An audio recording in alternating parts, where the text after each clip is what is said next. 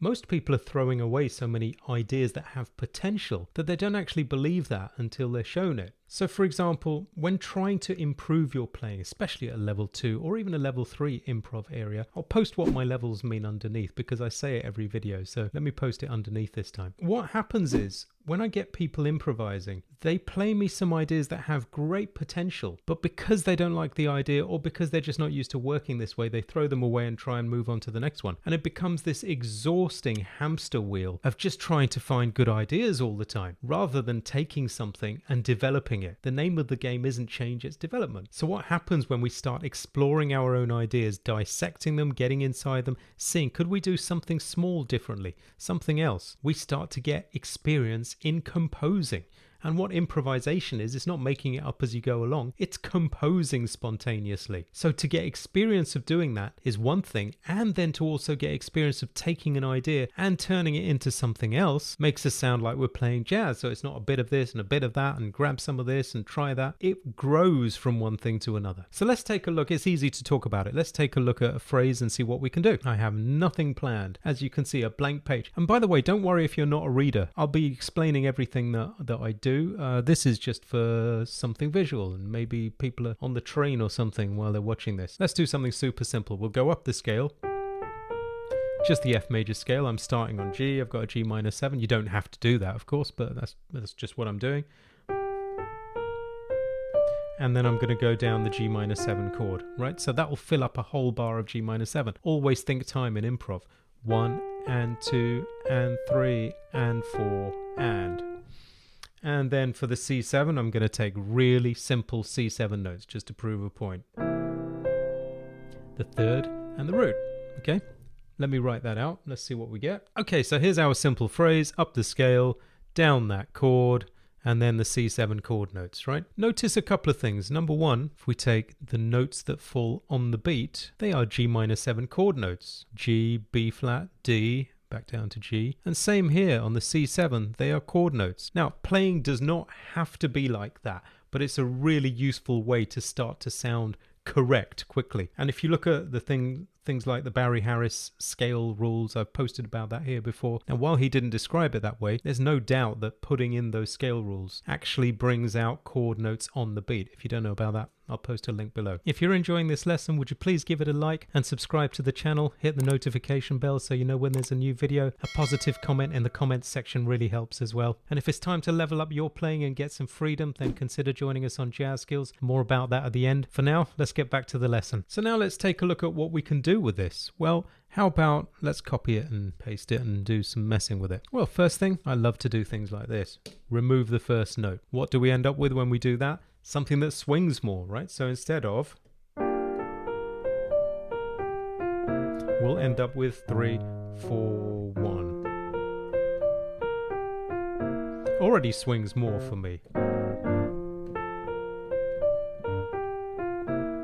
Great. Okay, let me just explain this really clear. This is not about taking a phrase and saying, I have a song, so you have to give me something for the first 2 bars and then the second 2 bars. And then that's not how you work on improv. You work on improv by refining your skills on certain progressions, right? So we're working on 2/5. Tunes will be full of 2/5s. Of course, you can take this and put it into a different key as well. But anyway, let's get back here. Well, what about if I cut off another note? So let me cut off that note as well now. So B flat will be my first note. And of course, that will be the second beat. Most people learning to improvise start everything on beat 1. So we're getting off that first beat all the time. 3, 4, 1. Fine. Okay, I'm happy with that. Let's look at some other things as well. On this next one, what I'll do is I'll keep what I used to have, but I will put in a note before the beginning of it. Right, so all I've done is put in that F sharp before the beginning of the phrase. So we have a chromatic note to lead us to that G, a half step below it, and it's off the beat as well. So that should swing. Let's see what it sounds like. 1, 2, 3, 4. Okay, I like that. We could, if we wanted to, put another extra note there as well. Let's see what that sounds like. 1, 2, 3, 4, and 1, and 2, and 3, and 4, and 1, and what most people do when they're starting to improvise is they forget where the bar is, where the chords change.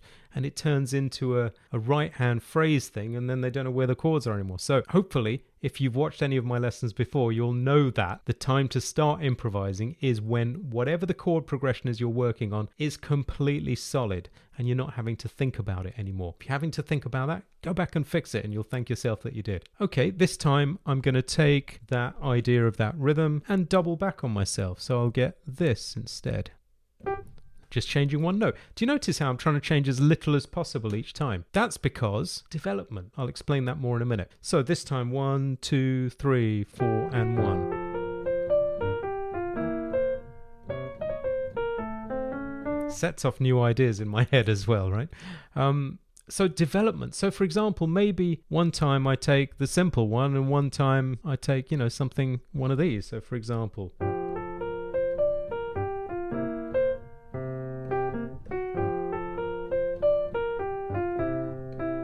you see, just exploring differences. Maybe some of that wasn't what I wrote out, but hopefully you could see that they're based on the same kind of thing, right? Then, of course, we want to actually start messing with it more. So what about if I reverse the scale and see how it takes me to the chord? I don't know how it will work yet. We'll find out. Let's say if we, instead of going up that scale, we go down. I like that. Let me just write it out neatly. So let's explore what happened a bit. We came down from the D this time, all the way to the G instead of in the other direction, which is what we were doing before. So 5, 4, 3, 2, 1 on that chord, if you like. Down. That chromatic note, half step below the E, is a really nice connection. Okay, so now 1, 2, 3, 4. Fine. Now let's do the same sort of stuff that we did before. Let's cut off the first note and see what it sounds like. Okay, that's what that'll look like. Readers, 1, 2, 3, 4, 1. See how we're starting to get to phrases that swing more? I like that. 1, 2, 3, and. Did you notice, more advanced people, that when I comped the chords on that, tried to avoid the 1, tried to avoid saying 1 and 2 and 3. Tried to hit the chord on the 4 and. 1, 2, 3, and 4 and. Actually put 2 chords there, didn't I? On the 3 and the 4 and.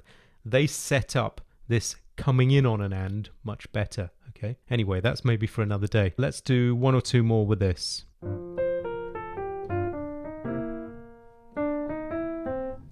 Okay, this time, pretty simple. I'm going to take that last C right at the end and just change its octave.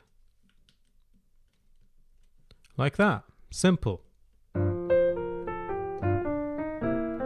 Love it.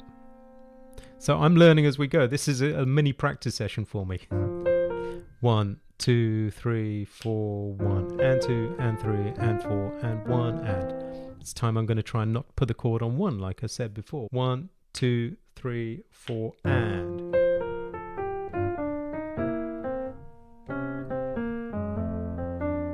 Something like that, yeah? Okay, let's do one last one. Let's have a triplet this time. I like that. Let me write that in. Okay, so there's the triplet before the descending scale. Here we go. 1, 2, 3, 4.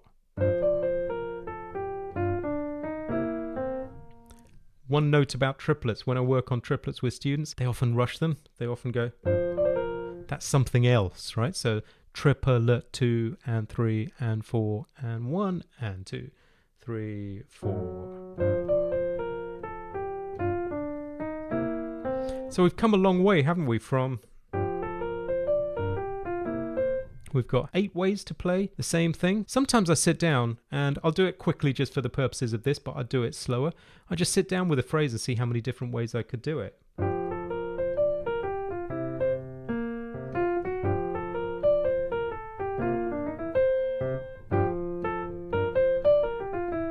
Some rhythmic things.